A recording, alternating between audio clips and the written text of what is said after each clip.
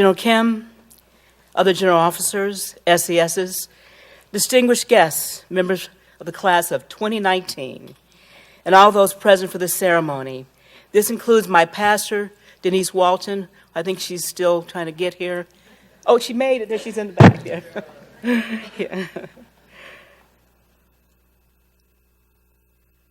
Lieutenant General Arthur Gregg, Major General Wallace and Vera Arnold, and several dear friends. Thank you all for being here. Let me begin by thanking the Army War College Foundation and the Alumni Association for this award.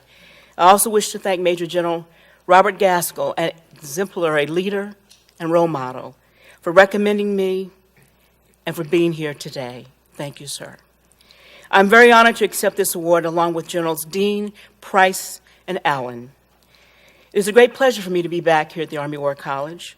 I was last here in 1996 as a fellow assigned to the George Washington University Milken Institute School of Public Health. As a U.S. Army War College fellow, I was able to design my own learning experience. And what was most rewarding as a fellow was being immersed in the field of health policy and witnessing public and private organizations, as well as local and international leaders making decisions, plans, and actions to influence and improve population health.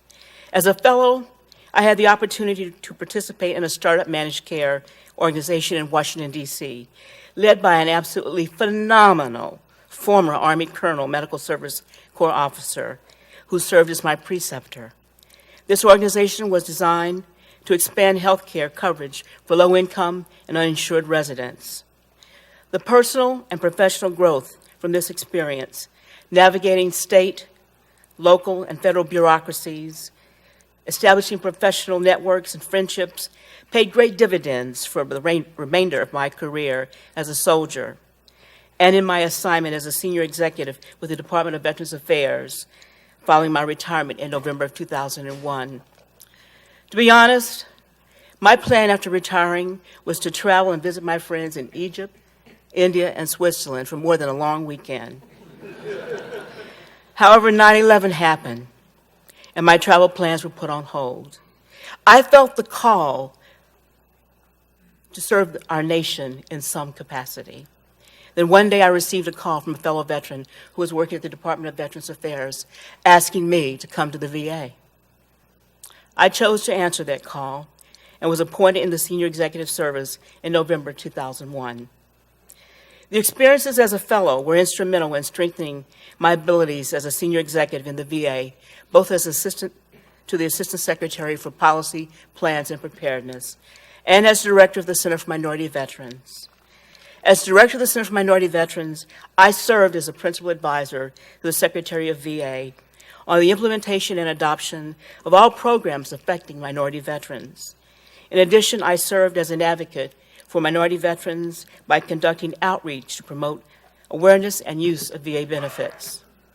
It was during my outreach to minority veteran communities in urban, rural, and on Indian reservations that I witnessed the disparities that were well documented in years of VA research. Witnessing these disparities, I became an advocate for achieving health equity for all veterans. And I'm most proud to say that the advocacy under my leadership, along with my internal and external champions, led the VA to establishing an Office of Health Equity that has a responsibility for achieving health equity for all veterans. My passion is helping veterans. Thus, when asked to serve our nation's men and women who have and are serving, it's hard for me to say no. When you find your passion, it truly is a labor of love. My passion for serving veterans has afforded me numerous opportunities to advocate on behalf of veterans. Recently, I was appointed to serve on a congressional commission on care. Our task was to strategically examine how best to deliver care for veterans over the next 20 years.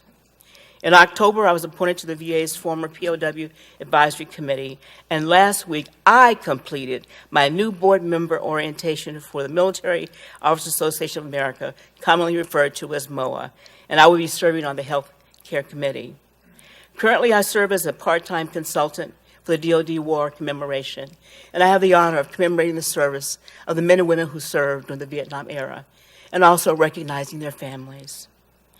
I hope that each member of the class of 2019 will have a full, productive, and rewarding career.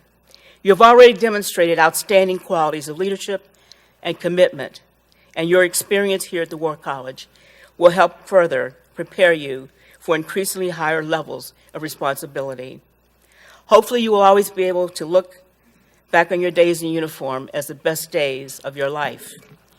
However, when you transition to civilian life, my prayer for each of you is that you will find your passion in choosing your second career, and it will become a labor of love that will make a difference in your communities and in our nation.